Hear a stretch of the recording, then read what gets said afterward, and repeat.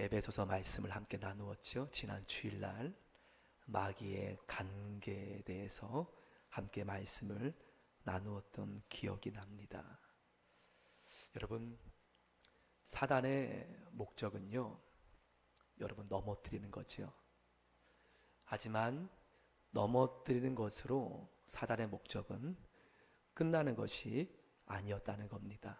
무감각, 다시 말씀드리면 죄에 대해서 내가 넘어졌을 때 죄에 대해서 무감각해질 정도로 그렇게 하나님과의 관계에서 더 이상 회개를 못할 정도로 죄를 무감각해버리는 그 상태가 그 사단의 괴계의 목적이라는 거예요. 교만의 덫을 놓고서 더 이상 교만에 대한 내가 교만한지 무감각해질 정도로 내버려 두는 것이 사단 그들의 목적이었다는 겁니다. 그래서 에베소서 사도 바울의 선포는 무엇이었습니까? 하나님의 전신갑주를 입으라는 거죠. 취하라는 거죠. 여러분, 구원 받았다고 하여서 모두가 다 이기는 능력이 없다는 겁니다. 우리가 구원 받았지만 내가 가만히 앉아 있는다고 하여서 사단의 괴계를 쉽게 이길 수 없다는 거예요. 에베소서 말씀에 보면 하나님의 전신갑주를 어떻게 했습니까? 하나님이 입혀준다고 했나요? 우리에게 입으라. 우리가 취하는 거예요. 내가 그것을 취하지 아니하면 우리는 사단의 괴계에 속아 넘어가는 밥이 된다는 거예요. 때문에 하나님께서는 저와 여러분이 마귀의 관계를 능히 이길 수 있는 하나님의 전신 갑주를 취하라고 말씀하고 있습니다. 에덴 동산에서는 굳이 전신 갑주를 지금 이 시대처럼 입을 필요가 없었어요. 왜냐하면 죄가 없었던 때이기 때문에, 죄가 관영한 곳이 아니었기 때문에 굳이 하나님의 전신 갑주를 입을 이유가 없었다는 거죠. 그들은 말씀에 순종만 하면 하나님의 전신갑주를 입을 수 있었다는 거예요. 하나님 말씀에 순종만 하면 하나님의 전신갑주가 그들에게 하나님께서 주신다는 거예요. 하지만 아담과 하와는 말씀의 불순종으로 벌거벗은 몸이 되었다는 거예요. 여러분, 우리도 마찬가지라는 겁니다. 우리도 말씀에 불순종하면 우리는 벌거벗은 몸이 됩니다. 사단의 권세 앞에 우리는 그야말로 참 숨길 수 없는 벌거벗은 몸이 된다는 거예요. 하나님 말씀에 우리가 불순종하여 버린다면 우리는 하나님의 갑주는 입기커녕 그야말로 벌거벗은 수치스러운 그런 몸이 된다는 거죠. 하지만 우리가 하나님 말씀에 순종한다면 우리는 에덴에 늘 거하는 하나님의 축복이 여러분 삶 속에 임한다는 겁니다. 궁금하지 않아요? 목사님, 왜 에덴은 죄가 있으면 거할 수 없는 곳입니까? 왜 에덴은 죄가 있으면 거하지 못합니까? 여러분, 단순한 진리죠. 에덴은 하나님의 거룩으로 운영되어지는, 오직 하나님께 순종하는 자에게 주어지는 곳이라는 거예요. 하나님은 거룩하시기 때문에 인간의 죄된 모습으로 하나님의 얼굴을 볼 수 없다는 겁니다. 인간의 죄된 마음으로 하나님의 얼굴을 만날 수 없다는 거예요. 죄 짓기 전에 아담은 하나님 얼굴을 늘 언제나 바라보며 함께 했다는 거죠. 모세도 시내산에서 하나님 얼굴을 보지 못했어요. 왜 그랬을까요? 모세도 죄 지은 인간이기 때문에 하나님의 얼굴을 우리는 볼 수 없어요. 하지만 에덴 동산에서는 아담이 죄 짓기 전에는 하나님과 늘 교제하며 하나님의 얼굴을 늘 바라보며 살아갔다는 겁니다. 그런데 그만 인간이 죄를 지음으로 에덴에서 나오게 되지요. 하나님 마음이 아팠을 겁니다. 너무나 아파서 오늘 말씀 앞에 보면은 가죽옷을 지어 입히세요. 나는 너희와 함께 에덴에서 교제하기 원했는데 그만 너희들이 나의 말에 불순종함으로 하나님은 에덴에서 인간을 내보낼 수밖에 없었어요. 마음 너무 아프셔서 하나님께서 동물을 잡아서 그들 가지고서 입히십니다.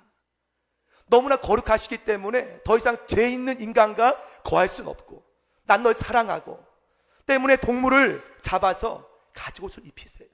그리고 아담과 하와를 에덴에서 내보낼 수밖에 없는 상황이 되고 말지요. 여러분, 그렇습니다. 아마 아담과 하와는 에덴에서 나오면 막막했을 거예요. 내가 이 세상에서 에덴은 모든 것 다 완비되었던, 구비되었던 평화스러운, 늘 하나님께 교제하며 은혜를 나눴던 곳이었는데 세상에 나온 아담과 하와가 막막했을 겁니다. 그런데 오늘 말씀에 보면 또 다른 하나님의 예비된 은혜가 있어요. 그 은혜가 1절 2절이죠 1절 2절 말씀 제가 한번 읽어보겠습니다.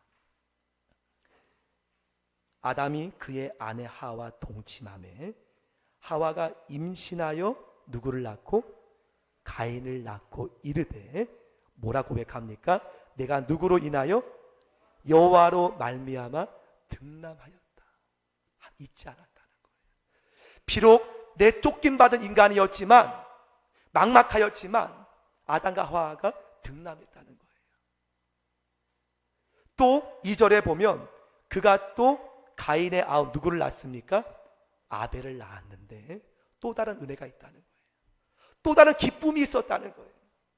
비록 자신은 죄를 짓고 불순종하여서 에덴에서 나올 수밖에 없었지만 하나님은 아담과 하와에게 하나님이 예비하신 숨겨주신 은혜가 있었다는 거예요. 그래서 2절에 보면 가인은 농사를 짓고 아벨은 양을 치는 자가 되었다는 겁니다. 여러분, 에덴에서는 굳이 양을 칠 필요가 없었어요. 에덴에서는 굳이 농사할 이유가 없었어요. 하나님께서 모든 것을 다 너희가 먹되 선악과만 먹지 말아라. 그 나와 교제하자. 그 말씀만 순종만 하면 평화스러운 곳이었어요. 하지만 에덴 밖에 나오니 막막하였지만 이들은 하나님께로 말미암아 등남하였다. 하나님이 예비하신 또 다른 날 버리지 않았구나. 하나님께서 또 씨앗을 뿌리니 열매가 나는 거예요. 감사하다. 또 양을 치니 새끼가 나는 거예요. 이 숨겨주신 은혜가 또 있었다는 거예요.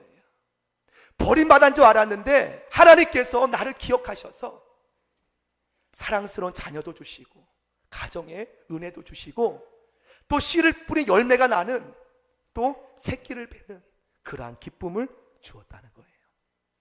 얼마 전에 오늘 기도하신 우리 지사님께서 농장에서 키우는 암탉이 부화하는 병아리가 났다는 걸 보여주면서 너무 기뻐하더라고요. 여러분, 그것이 이 땅에 살아가는 우리에게 주신 기쁨이라는 거예요. 비록 죄 지은 이 세상 너무나 땀 흘리지 않으면 얻을 수 없는 이 땅이지만 하나님께서 그럼에도 저와 여러분에게 예비하신 또 다른 기쁨이 있다는 거예요. 이것을 발견하라는 거예요. 노동하여서 삶을 꾸릴 수밖에 없는 그런 상태가 되었지만 하나님께서 노동 가운데 기쁨을 얻게 하는 귀한 기쁨을 우리에게 허락해 줬다는 거예요. 가정 속에 자녀를 낳는 가정, 열매를 맺는 기쁨. 여러분, 그래요. 삶이 녹록지 않습니다. 때론 죄의 유혹 가운데 우리가 넘어지고 또한 안정된 직장 속에서 될 줄 알았는데 어느 날 갑자기 불어오는 그러한 아픔 속에 우리는 이 세상 마음 편히 거할 수 없는 곳이지만 하나님은 절대 좌절하지 말라는 거예요. 절대 낙심하지 말라는 거예요. 비록 우리가 사는 곳은 에덴은 아니었지만 하나님 아버지께서 에덴은 아니지만 좌절하지 말라는 거예요. 비록 환경이 너의 뜻대로 될 순 없는 것이 이 땅에 가득하지만 여호와께서 예비하신 하나님 아버지께서 또 다른 은혜를 너에게 예비하실 것이라는 것을 믿으시길 바랍니다. 비록 막혀있고 막막하였지만 하나님께서 예비하신 열매, 양을 키우니 또 예쁜 어린 양이 낳는 열매, 노동하니 기쁨을 얻는 열매, 하나님께서 우리에게 막혀있는 상황 속에서 예비하신 은혜가 오늘 아담의 가정 안에 펼쳐짐을 우리는 보게 됩니다. 그래서 이들이 감사 예배를 드리죠. 하나님 감사합니다. 땀을 흘려 열매를 맺는 농사 감사합니다. 오늘 가인의 농사하는 예배, 아벨의 목주치는 예배를 우리는 보게 됩니다. 여러분, 에덴에서는 과연 예배를 드렸을까요? 에덴 예배가 필요 없었어요. 에덴은 늘 하나님과 교제였어요. 예배가 필요 없었어요. 하지만 죄 많은 이 세상에선 우리는 예배 없이는 하나님을 우리가 만날 수 있는 통로가 없다는 거예요. 여러분, 예배가 천국 가면 예배가 있을까요? 천국의 삶 자체가 하나님과 예배 교제하는 삶인 줄 믿습니다. 예배는요, 이 땅에서 얼마 안 남았어요. 우리는 주일 11시가 되면 예배를 드리고 수요 새벽 예배가 있지만 이렇게 드리는 것도 여러분 우리는 얼마 안 남았어요. 하지만 중요한 것은 하나님께서는 여러분이 이 땅에 드린 예배를 통하여 나와 만나길 원하세요. 너무나 만나기 원하셔서 여러분 삶 가운데 준비된 하나님의 은혜를 누리길 원하심을 믿습니다. 이 땅의 예배 여러분 얼마 있겠습니까? 얼마 없습니다. 이 땅에 남은 예배를 여러분 최선을 다하여서 하나님 앞에 드리시기를 간절히 축원합니다. 자, 그런데 같은 예배가 아니었다는 거예요. 이 땅에 여러분 다 똑같은 이 시간 각자 예배를 하나님 앞에 올리지만 하나님 받으시는 예배가 있고, 오늘 말씀해 보면 하나님이 연락 받으시는 예배, 흠양하시는 예배, 하나님께서 연락 받지 아니하시는 예배가 있다는 겁니다. 여러분, 무슨 내용이기에 하나님께서 오늘 가인의 예배는 받지 아니하시고 아벨 예배는 받으셨을까요? 바로 그 해답이 7절에 있습니다. 7절 말씀 제가 한번 읽어보겠습니다. 오늘 말씀의 핵심 포인트입니다. 7절, 너가 선을 행하면 어찌 낯을 들지 못하겠느냐? 선을 행하지 아니하면 죄가 문에 엎드려 있느니라. 죄는 너를 원하나 너는 죄를 다스릴지니라. 바로 가인의 예배를 불허한 원인이 여기 있어요. 성전 뜰만 받는 예배, 똑같은 예배지만 마당 뜰만 받는 예배, 아니면 성소 안에 하나님 앞에 온전히 깊숙이 들어가 지성소에 영광스러운 예배. 오늘 가인의 예배는 마당 뜰만 받는 예배였다는 거지요. 반면에 아벨에는 지성소에 하나님을 경험하는 예배였다는 겁니다. 그 이유는 오늘 하나님께서 죄는 너를 원하나, 곧 가인의 마음에는 우리 마음처럼 시기, 분노, 질투, 욕심, 똑같이 죄 지은 인간은 다 있습니다. 하지만 죄는 너를 원하나, 죄는 너를 넘어뜨리기 원하나, 너는 죄를 다스릴지니라. 오늘 가인은 그 죄에 끌려갔다는 거예요. 곧 삶의 그런 삶 속에 가인은 그만 실패했다는 거죠. 하나님은 이 한 시간 예배만 받으시는 예배가 아니라는 거예요. 오늘 가인은 하나님께서 죄는 너를 원하나 너는 죄를 다스릴지니라. 성도 여러분, 우리 마음속에, 인간의 마음속에는 여러분 가인이 좀 달랐습니까? 아벨이 좀 달랐나요?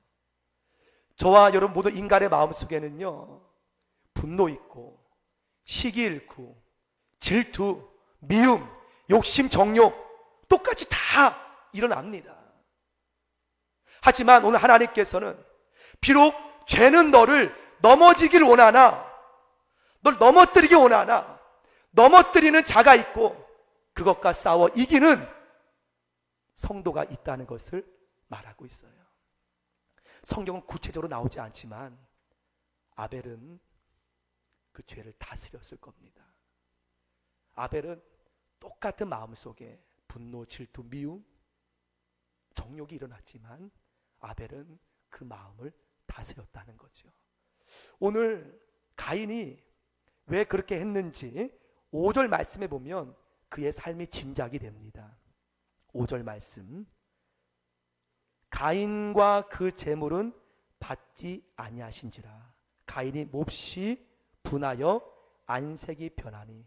그래요? 하나님 예배 받지 않으셨어요? 예배 안 드립니다. 저 교회 안 나갑니다. 하나님 응답 안 하셨어요? 가인은 자기 마음을 다스리지 못하고 있는 거예요. 그래요, 하나님께서 나를 거절할 때도 있어요. 하지만 왜 그렇게 하셨는지 하나님께 내가 묻고, 나의 부끄러운 모습 없었는가? 나의 부족함 없었는가? 왜 하나님께서 내 예배를 마음에 기쁨이 없을까? 우리는 하나님 앞에 돌아볼 때 하나님이 그때 우리 마음에 통해하는 마음에 은혜를 주시는데, 가인은 하나님 안색이 변합니다. 분명 가인의 가정의 삶은요, 부모가 아벨을 더 사랑했을 때 가인은 분노했을 거예요. 아벨만 살아간다고. 하나님께서 6절에 보면 하나님께서 가인에게 이르시되 내가 분하여 함은 어찌됨이며 안색이 변함은 어찌됨이냐. 하나님은 그것을 지적하고 있어요. 우리 마음의 분노, 우리 마음에 남을 더 좋아하는 것처럼 보이는 그러한 잘못된 판단 다 일어날 수 있어요. 하지만 거기에 지지 마시길 축원합니다. 이기시길 축원합니다. 하나님 여러분의 삶 속에 일어난 모든 감정, 모든 생각들 끌려다니기를 원치 않는다는 거예요. 이길 때 그때 아벨의 예배가 여러분 삶 속에 드려짐을 믿습니다. 단지 여기서 많은 재물, 화려한 예배, 하나님은 그거 보지 않으세요. 죄는 너를 원하나 너는 그 죄를 이길지니라. 사랑하는 성도 여러분, 우리는 지난주에 말씀드린 것처럼 에베소서 말씀이 한 번 더 떠오릅니다. 뭐라고 말합니까? 너희가 주 안에서와 그의 힘의 능력으로 강건하여 지고 마귀의 간계를 능히 대적하기 위하여 하나님의 전신갑주를 취하라. 우리의 싸움은, 우리의 씨름은 혈육이 아니라 통치자, 권세자, 이 어둠 세상 주관자들, 하늘에 있는 악의 영들을 상대합니다. 하지만 우리는 보이는 혈육의 질투, 분노 때문에 사도 바울은 우리에게 하나님의 전신갑주를 입으라 라고 말씀하고 있습니다. 여러분, 우리 말씀에 죄의 성질이 나와요. 죄의 성질은 원한다는 거예요. 성경 가장 죄에 대해서 하나님이 말씀하신 구절이 여기 있습니다. 죄의 성질, 가장 중요한 원리는 죄는 가만히 있지 않는다는 거예요. 여러분을, 나를, 너를 원한다는 거예요. 이것은 인간 누구, 인류 누구에게 속한 말씀입니다. 하지만 거기에 내가 다스림을 받느냐, 끌려가느냐, 아니면 내가 그것을 오늘 다스리느냐, 거기에 달려있다는 말씀입니다. 여러분, 요한계시록 말씀에 보면 하나님께서는 저와 여러분에게 놀라운 축복을 약속하세요. 이기는 자, 이기는 자, 이기는 자에게 새벽별을 주리라. 또 이기는 자에게 놀라운 축복의 권세를 주세요. 여러분, 이 땅에서만 한정되어 있는 축복의 말씀인 줄 믿습니다. 이기는 자는 이 땅에서의 삶의 약속된 말씀인 줄 믿습니다. 우리 저 천국 가면 더 이상 영적 전투는 없어요. 더 이상 우리는 예배, 삶 자체 예배입니다. 하지만 이 땅에서 여러분이 하나님 말씀 앞에 이기는 자에게 주시는 하나님 보좌에 앉는 권세, 그것은 이 땅에서 우리에게 주어진 은혜인 줄 믿습니다. 간절히 바라기는, 죄는 원하는 성질이 있지만 여러분은 죄를 다스리는, 이기는 성도 되어지기를 주의 이름으로 축복합니다. 간혹 보면은 참 믿는 자기 때문에 때론 얽매이고 때론 불편한 삶들이 많다고 여겨질 때가 없지 않습니까? 저 세상 사람들은 많은 술 먹고 담배 피우고 또한 자기 하고 싶은 대로 다 사는데 왜 난 믿는 자기 때문에 내 맘대로 하지 못하는가? 참 불편합니다 라고 여길 때가 있지 않아요? 나도 내 욕심대로 살고 싶은데, 제가 오늘 아침에 짧은 어느 목사님의 말을 들었어요. 불편함이 축복이라는 거예요. 다시 말씀드리면 그리스도인들이 불편하지 않으면 우리는 이 땅의 삶이 목적이 아니라 세상 사람들은 이 땅 삶이 전부인 것처럼 여기는지 모르지만 우리는 하나님 앞에 영원한 삶 때문에 그리스도인들이 불편한 것이 축복이라는 거예요. 왜냐하면 그 불편함이 나를 보호하는 하나님의 영적 통로라는 거예요. 여러분 삶 속에 하나님의 말씀 때문에 불편합니까? 그것은 자연스러운 현상입니다. 그 불편함이 내게 축복이 된다는 거예요. 말씀 때문에 내가 때로는 하고 싶으면 못할 때가 많지만 그것이 하나님 앞에 축복이 된다는 거예요. 나를 보호하는 장치가 된다는 거죠. 여러분 삶 속에 하나님 앞에 온전히 이 땅 삶의 때로는 죄를 원하는 대로 내가 살 수는 없지만 내가 그 죄를 다스릴 때 하나님의 능력이 나의 삶 속에 일어남을 보기를 축원합니다. 말씀을 맺으면서 사랑하는 성도 여러분, 그렇습니다. 우린 또 한 주간 살아갈 때 죄는 나를 원하고 있어요. 교회 밖을 나가는 순간부터 또 원하고 있습니다. 내 마음의 질투, 분노, 시기, 욕심, 하나님 여러분 거기에 끌려가지 마시기 바랍니다. 지지 마시기 바랍니다. 여러분의 예배가 하나님께 참으로 상달된 예배 되길 축원합니다. 하나님 기뻐하는 예배가 되어서 여러분 삶 속에 주님의 은혜가 넘쳐나는 삶 되기를 주의 이름으로 축원합니다. 함께 우리